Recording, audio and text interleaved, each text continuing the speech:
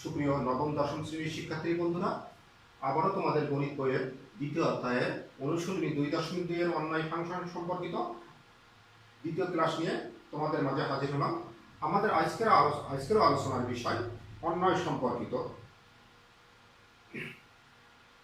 আমরা আজকের আলোচনায় দেখব দুইটি সেটের মধ্যে একটি নির্দিষ্ট সম্পর্কে অন্যায় কিভাবে গঠিত হয়, অর্থাৎ দুইটি সেটের মধ্যে একটি নির্দিষ্ট সম্পর্কে অন্যায় গঠন পদ্ধতি বা অন্যায় গঠন প্রক্রিয়া, যেটা আমাদের বিশেষভাবে অনুশীলনী কিছু অঙ্ক, তারপর সাধারণ সমস্যা বা অবজেক্টিভ প্রশ্ন করতে গেলে করার জন্য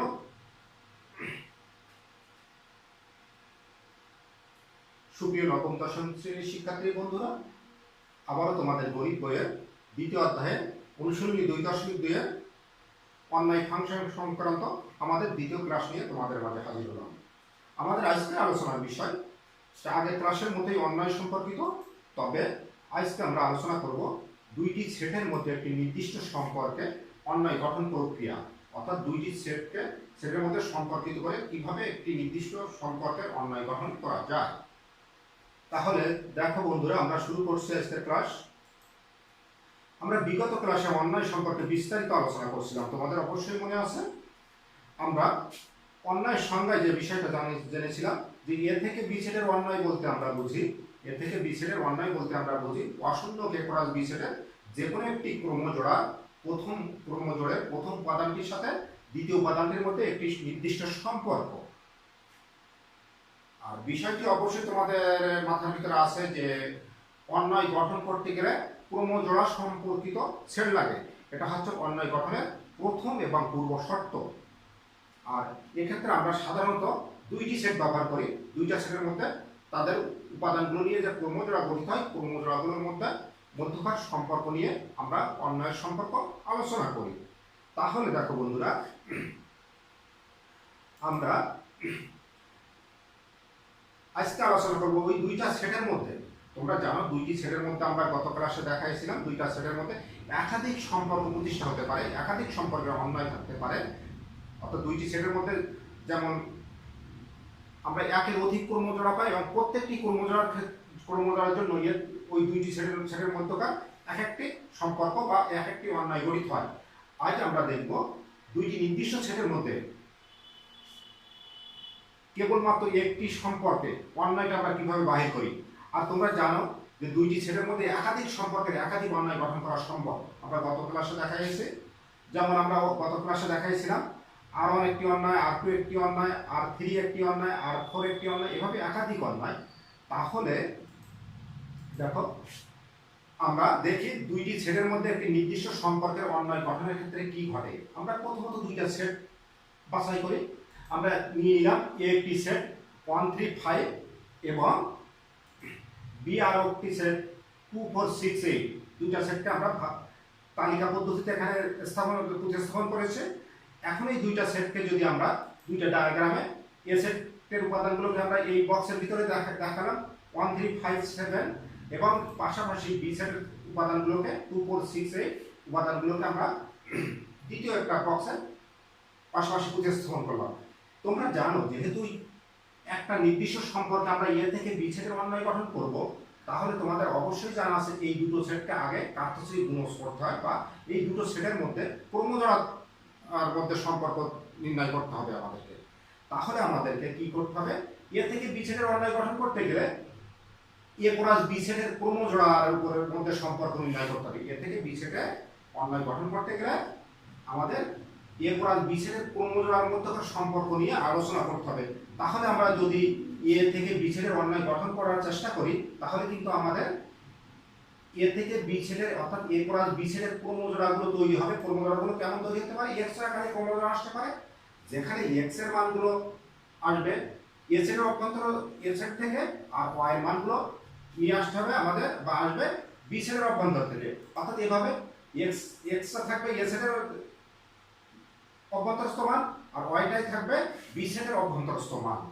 এই তোমরা জানো যে আমরা যখন কোনো অন্যায় অথবা কার্তেশীয় গুণজ সেট গঠন পদ্ধতিতে দেখানো হয়েছিল, তখন কিন্তু আমাদের ওর ক্রমজোড়াগুলোকে এক্স এবং ওয়াই হিসেবে ইন্ডিকেট করছিলাম। এই এক্স এবং ওয়াই এর মধ্যে একটা নির্দিষ্ট সম্পর্ক যদি আমরা নিয়ে আসি, সেই সম্পর্কে আমরা অন্যায় তৈরি করবো। আমরা একটা নির্দিষ্ট সম্পর্ক ধরে নিলাম এক্স এবং ওয়াই এর মধ্যে সম্পর্ক কি, y equal to twice x, y equal to twice x, অর্থাৎ এক্স কে দ্বিগুণ করলে ওয়াই এর মান পাওয়া যাবে। তাহলে তোমরা আরো একটা বিষয় জানো, y equal to twice x এটা কিন্তু দুইটা চলকের মধ্যে একটা সম্পর্ক, দুইটি চলকের মধ্যে একটি সম্পর্ক। আর তোমরা এটাও জানো যে সাধারণত এক্স এর মানগুলোকে আমরা স্বাধীন চলক বলি এবং এক্স এর মানগুলোকে আমরা বসানোর ফলে অধীন চলক ওয়াই এর মান গঠিত হয়। তাহলে আমরা আবার Y equal to twice X, ওয়াইটাকে কিন্তু আমরা Y equal to F X সম্পর্কে প্রতিষ্ঠা করতে পারি। আমরা এখানে দেখি, আমরা দেখো আমরা ডাইন সাইডে দেখাচ্ছে f x equal to y ধরি, তাহলে এই ওয়াই এর মানটা যদি এখানে বসাই দেয় আবার, তাহলে এফ এক্স ইকুয়াল টু হবে টয়েস এক্স, অর্থাৎ Y equal to F X, অর্থাৎ Y equal to twice X মানে F of X equal to twice X. এই সম্পর্কে আমরা এর অধীনস্থ বা এ সেটের অধীনস্থ প্রত্যেকটা সেটের জন্য, প্রত্যেকটা মানের জন্য আমরা এই টয়েস এক্স এর মান মানে ওয়াই এর মান তৈরি করি। দেখি তাহলে F of one equal to কত আসছে, 2 আসছে। একইভাবে এফ অফ 2 ইকুয়াল টু কত পাচ্ছি, 6 পাচ্ছি। F of 3, F of 5 sorry, F of 3 equal to 6, F of 5 equal to 10, F of 7 equal to 14। দেখো এখানে আমরা 1 এর জন্য 2 পেলাম, 3 এর জন্য 6 পেলাম, 4 এর জন্য 10 পেলাম এবং 7 এর জন্য 14 পেলাম। এখন আমাদের এই যে F of 1, F of 2, 3, F of 5, F of 7 এইগুলো কিন্তু ওয়াই এর মান, অর্থাৎ ওয়াই এর মান পাইছি 2, 6, 10, 14। কিন্তু আমাদের এই দুই সেটের মধ্যে সীমাবদ্ধতা ছিল বি এর মানগুলো এই সীমার ভিতরে থাকতে হবে 2, 4, 6, 8। তাহলে এফ অফ 2 যখন আমরা বসাইছি, সরি এফ অফ এক্স এর পরিবর্তে যখন আমরা 1 নিছি, তখন এক্স এর মান ওয়াই এর মান কত পাইছি, 2 পাইছি। দেখো এই যে এই 1 এর জন্য আমরা পাইছি 2, একইভাবে 3 এর জন্য কত পাইছি, 6, কিন্তু 5 এর জন্য কত পাবো গেল আমাদের, 5 এর জন্য আমরা 10 পাইছি, যে মানটা আমাদের এই বি সেটে নেই, যে মানটা আমাদের এই বি সেটের ভিতরে নেই। আবার 14 এর জন্য কত পাইছি, 14 এর জন্য সরি 7 এর জন্য কত পাইছি, আমরা 14 পাইছি, যে 14 মানটা এই বি সেটের ভিতরে নেই। তাহলে আমরা যদি এ থেকে বি সেটের মধ্যে y equal to twice x সম্পর্কে অন্যয় গঠন করতে যাই, তাহলে দেখা যাচ্ছে যে আমরা এই আমাদের এটাকে বলা হয় ডোমেনের অন্তর্গত মান, অর্থাৎ প্রথম সেটের মানগুলোর মধ্যে 5 আর 7 এর জন্য আমরা দ্বিতীয় সেটের কোনো মান ওই সম্পর্কে পাচ্ছি না। তাহলে আমাদের কিন্তু এই 5, 7 মানটা আমাদের ওই সম্পর্কে y equal to twice x সম্পর্কে সিদ্ধ হচ্ছে না, অর্থাৎ y equal to twice x সম্পর্ককে সমর্থন করছে না, ওই সম্পর্কে আমরা b এর কোনো মান পাচ্ছি না। তাহলে আমরা এখান থেকে শুধুমাত্র 1, 2 এবং 3, 6 এই দুইটা ক্রমজোড়া পেয়ে যাব। কেমন ভাবে পাবো দেখো, তাহলে আমাদের অন্যায়টি হবে এই সম্পর্কে r ইকুয়াল টু 1, 2 আর 3, 6। বুঝতে পারছো তোমরা? অর্থাৎ আমাদের নির্দিষ্ট সম্পর্ক দেওয়া থাকবে, অর্থাৎ x এর যে মানগুলো দেওয়া থাকবে প্রত্যেকটা মান যে ওই সম্পর্কে ক্রমজোড়া গঠন করবে বা দ্বিতীয় সেটের ভিতরে ওই সম্পর্কের মান পাওয়া যাবে তেমন কিন্তু কথা নেই।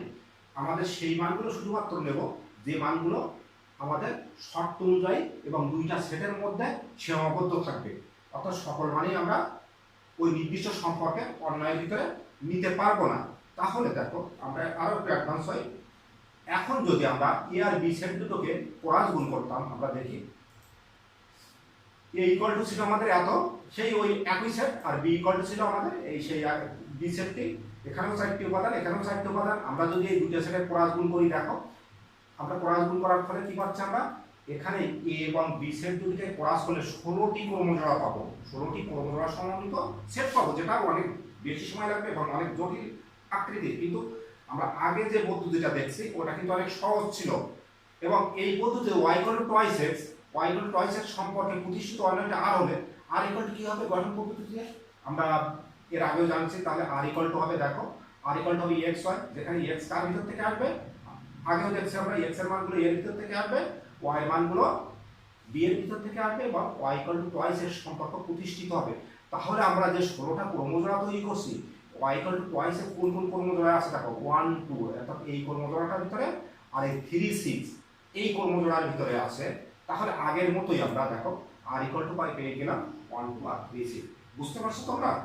অর্থাৎ আমরা যখন আমাদের দুইটা নির্দিষ্ট সেট দেওয়া থাকবে, তখন ওই দুইটা নির্দিষ্ট সেটের একটা হতে আরেকটা অন্যায় গঠন করার ক্ষেত্রে যদি একটি নির্দিষ্ট সম্পর্ক দেওয়া থাকে, তাহলে আমরা প্রথম সেটটিকে এক্স এর অর্থাৎ ডোমেনের অন্তর্গত মান ধরে দ্বিতীয় সেটটির মান কি হতে পারে সেটা আমরা আগের অঙ্কের মতো এভাবে বাহির করে নেব। ওয়ানের জন্য 2, 3 এর জন্য 6, 5 এর জন্য 10, 7 এর জন্য 14। তারপরে আমরা সেটের ভিতরে দেখব যে আমাদের ওয়াই এর মানগুলো যেটা আমরা পেয়ে গেলাম সেই ওয়াই সেট সম্পর্কিত অর্থাৎ দ্বিতীয় সেট সম্পর্কিত সেটের ভিতরে মানগুলোর ভিতরে কোনটায় মিল পাওয়া গেছে, যে মানটি মিল পাবো সেই মানের ক্ষেত্রে আমরা ফর্মুলাটা পাবো এবং ওই সম্পর্কে আমাদের অন্যটি পেয়ে যাব। তাহলে আমরা দেখো আমরা পেয়ে গেলাম আমাদের এই অর্থাৎ দুইটি নির্দিষ্ট সেটের মধ্যে একটি নির্দিষ্ট সম্পর্কে অন্যায় গঠন প্রক্রিয়া কিভাবে অন্যায় গঠিত হবে সেটাও আমরা জেনে গেলাম। এখন আমরা এই সম্পর্কের উপর ভিত্তি করে তোমাদের বইয়ে দেখো, এই সম্পর্কের উপর ভিত্তি করে তোমাদের বইয়ে কিন্তু অঙ্ক আছে যেটা আমরা কত সহজে করে নিতে পারি। দেখো তোমাদের পাঠ্য বইয়ের একটি অঙ্ক দেখো, আর একটি অন্যায় দেওয়া আছে যার পূর্ণমাত্রাগুলো হচ্ছে এক্স ওয়াই, এক্সটা আসবে এর ভিতর থেকে, ওয়াইটা আসবে বি এর ভিতর থেকে এবং x plus y equal to হবে 1। এখন প্রশ্ন হচ্ছে যেহেতু আমরা বলছি দুইটি সেটের মধ্যে নির্দিষ্ট সম্পর্ক দুইটি, তাহলে প্রশ্ন আসতে পারে এখানে দুইটি সেট কোথায়। আসলে এক্স এর মানে এর ভিতর থেকে মানে কি, আমরা এই সেটটিকে নিয়ে আসি তারপরে আরো ক্লিয়ার করি। যেখানে এ ইকুয়াল টু এ সেটের ডেফিনিশন এভাবে দেওয়া আছে তালিকা পদ্ধতিতে, যেখানে এক্স এর মানে এর ভিতর থেকে এক্স বিলং এলিমেন্ট অফ এ আবার ওয়াই এলিমেন্ট অফ এ, অর্থাৎ কি এখানে এ ক্রস এ সেট হবে, অর্থাৎ এখানেও দুইটি সেট, সরি এ ক্রস এ সেট হবে। ঠিক আছে, অর্থাৎ ডোমেনের অন্তর্গত মানগুলো এর ভিতরে সীমাবদ্ধ থাকবে, রেঞ্জের অন্তর্গত মানগুলো এর ভিতরে সীমাবদ্ধ থাকবে। এখানে এ আর বি দুইটা সেট আলাদাভাবে দিলেও কিভাবে করতাম, একই সেট দেওয়া আছে আমরা সেই একই ভাবে করব এ থেকে এ সেটে, অর্থাৎ এ থেকে বি সেটে না করে আমরা এ থেকে এ সেটে। তাহলে আমরা দেখো অন্যায় অঙ্কটা কিভাবে করতে পারি কত সহজে, আমরা একটু চেষ্টা করি। এখন দেখো দেওয়া আছে আমাদেরকে অন্যায়টা আমরা উঠে দিলাম আর ইকুয়াল টু এত, যে অন্যায়টা আমাদের দেওয়া ছিল X Y, X element of A, Y element of A, এবং সবসময় ডোমেন এবং রেঞ্জের যোগফল হবে 1। তাহলে আমাদের এই যে যেখানে এই ইকুয়াল আমাদের এত দেওয়া আছে, আরে বর্ণিত শর্তটা কি পাচ্ছে, আরে বর্ণিত যে সম্পর্কটি ছিল, শর্ত মানে সম্পর্ক যেটা ছিল, ওই সম্পর্ক কি ছিল, x plus y equal to 1, অর্থাৎ y ইকুয়াল টু কত 1 মাইনাস x। আমরা এটা জানি x এর মানগুলোকে স্বাধীন মান ধরতে হয়, যেখানে x এর মান প্রতিস্থাপনের ফলে y এর মান পাওয়া যায়। তাহলে এখন আমরা কি করব, এখন দেখো নিচের তালিকা হতে প্রত্যেক x প্লাস 2, অর্থাৎ আমরা এই যে এ সেটে কয়টা মান আছে, 5টি মান আছে এখানে, এই 5টা মান প্রত্যেকটাকে x এর মান ধরে নিয়ে আমরা নিচে একটা তালিকা তৈরি করলাম, x আর y equal to 1 minus x। এই সম্পর্কের উপর ভিত্তি করে x এর মান -2 হলে, x এর মান -1 হলে, x এর মান 0 হলে, x এর মান 1 হলে আর x এর মান 2 হলে y এর মানটা কি পাই আমরা এই তালিকা হতে সেটা দেখি। তাহলে 2 হলে কত পাবো, দেখো x এর মান যখন আমরা -2 বসাচ্ছি y এর মান কিন্তু পেয়ে যাচ্ছে 3। দেখো এখানে বসাও 1 মাইনাস হবে প্লাস 2 অর্থাৎ 3, -1 বসালে দেখো পাচ্ছি 2, মাইনাস 0 বসালে পাচ্ছি 1, -1 1 বসালে পাচ্ছি 0, আবার 2 বসালে পাচ্ছি -1। এখন দেখো এখানে যে মানগুলো পেয়ে গেলাম এই সম্পর্কের উপর ভিত্তি করে, অর্থাৎ আমাদের যে অন্যায়টা দেওয়া ছিল অন্যায়ের মধ্যে সম্পর্ক ছিল x plus y equal to 1। এখানে আমরা দেখলাম আমাদের ওই সম্পর্কের উপর ভিত্তি করে নিচের তালিকা ব্যবহার করে, অর্থাৎ এই এ সেটের প্রত্যেকটা মানকে আমরা সব সময় যে সেটগুলো দেওয়া থাকবে x এর মানটা যে সেট থেকে নেওয়ার কথা বলা হবে, ওই মানগুলোকে আলাদা আলাদা ভাবে নিয়ে ওই সম্পর্ক দুটোর মধ্যে একটা ছক তৈরি করে আমরা y এর মানটা এইভাবে বাহির করে নেব। y এর মানটা আমরা ঠিক এইভাবে বাহির করে নেব। x এর মান -2 হলে 3 হচ্ছে, 1 হলে 2 হচ্ছে, 0 হলে 1 হচ্ছে, 1 হলে 0 হচ্ছে, 2 হলে -1 হচ্ছে। এটা একটা সম্পর্কে। অনেক সময় এমনও দেওয়া থাকতো যে y equal two twice x হলে এমন সম্পর্ক থাকতে পারত। যেহেতু আমরা অঙ্কটার ভিতরে এই সম্পর্ক পাইছি, এই সম্পর্কটাই নিয়ে আলোচনা করব। তাহলে আমাদের দেখো এখন আমাদের যে এই যে y এর মানটা কার ভিতর সীমাবদ্ধ থাকবে, এখানে বলা হয়েছিল y এর মানটা কিন্তু সরি এখানে y এর মানটা এখানে a সেট হবে, এখানে a হবে, y এর মানটাও দেখো y এর মানটাও কিন্তু a সেটের ভিতর থেকে আসবে, y এর মানটাও কিন্তু এই 3 যে মানটা পাইছে, একটা 3 একটা মান পাইছে দেখো, যেটাই এই a সেটের ভিতরে আছে নেই, কিন্তু আমরা কি পাচ্ছি 3 নট এলিমেন্ট অফ 3টা কিন্তু আমাদের এর ভিতরে নেই, তাহলে 3 আর -2 মিলে একটা ক্রমজোড়া তৈরি হতো। সুতরাং কি হবে, এই -2 3 ক্রমজোড়াটা আর এর ভিতর থাকবে না, অর্থাৎ এই ক্রমজোড়াটা আর এর অধিভুক্ত হবে না, বা ওই সম্পর্কে আমাদের এই ক্রমজোড়াটা গ্রহণযোগ্য না। তাহলে আমাদের অবশিষ্ট মানগুলোর জন্য এই অবশিষ্ট -1 0 1 2 2 1 0 -1 x এর মান y এর মান, যেটা উভয় মানগুলো এর ভিতরে আছে, তাহলে আমরা এই ক্রমজোড়ার সমন্বয় গঠিত হবে আমাদের অন্যয় কিন্তু। কারণ আর ইকুয়াল টু কি আসবে দেখো, স্পষ্টতই বুঝতে পারছো যে কিভাবে আমরা আর অন্যয়টি পেয়ে গেলাম। এই যে কিভাবে পাইছি, -1 2 এক প্রথম ক্রমজোড়া, 0 1 দ্বিতীয় ক্রমজোড়া, 1 0 তৃতীয় ক্রমজোড়া, 2 1 এখানে মাইনাস হবে, 2 1 এটা হচ্ছে আমাদের তৃতীয় ক্রমজোড়া, চতুর্থ ক্রমজোড়া, প্রথম দ্বিতীয় তৃতীয় চতুর্থ, এই চারটি ক্রমজোড়া নিয়ে আমাদের ওই অঙ্কটা অন্যয় গঠিত হয়ে গেল, যেটা আমরা তালিকা পদ্ধতিতে বর্ণনা করলাম।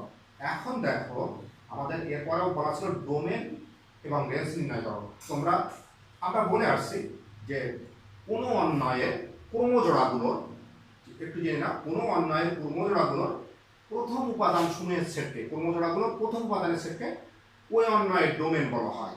তাহলে আমাদের এই যে এখানে 4টা ক্রমজোড়া আছে, 1টা 2টা 3টা 4টা, এর প্রথম উপাদান আছে -1 0 1 2, এই ক্রমজোড়াগুলো এই মানগুলো সেটকে আমরা বলবো এই আমাদের নির্ণয় অন্যয়ের ডোমেন। তাহলে কি হবে দেখো, আমাদের আর অন্যয়ের ডোমেনকে আমরা ডোমার বলি, সংক্ষেপে আমরা ডোমার। সুতরাং আমাদের এখানে এখন ডোমার ইকুয়াল টু কত হবে, ডোমার ইকুয়াল টু 1 0, এই যে প্রথম উপাদান আছে -1 0 1 2, এবং দ্বিতীয় উপাদানগুলো সেটকে রেঞ্জ বলা হয়, এবং ডোমার ইকুয়াল টু কত হবে, রেঞ্জ ইকুয়াল হবে 2, দেখো এইগুলো 2 1 0 -1, ক্লিয়ার। তাহলে আমরা ডোমেন এবং রেঞ্জ পেয়ে গেলাম, ডোমেন এবং রেঞ্জ সম্পর্কে জানলাম, অঙ্কটা সম্পর্কে বিস্তারিত আলোচনা করে নিলাম। তাহলে এই ধরনের অঙ্ক আসলে তোমরা একটা নির্দিষ্ট সম্পর্কের উপর ভিত্তি করে এভাবে আমরা অন্যয় এবং তাদের ডোমেন রেঞ্জ নির্ণয় করতে পারবো, ক্লিয়ার। এখন আমরা দেখব যে ধরনের অঙ্কগুলো আমরা করে আসলাম অন্যয় সম্পর্কে, সেই ধরনের কয়েকটা বহু নির্বাচনী বা নৈবেদিক প্রশ্নের উত্তর আমরা করতে পারি কিনা।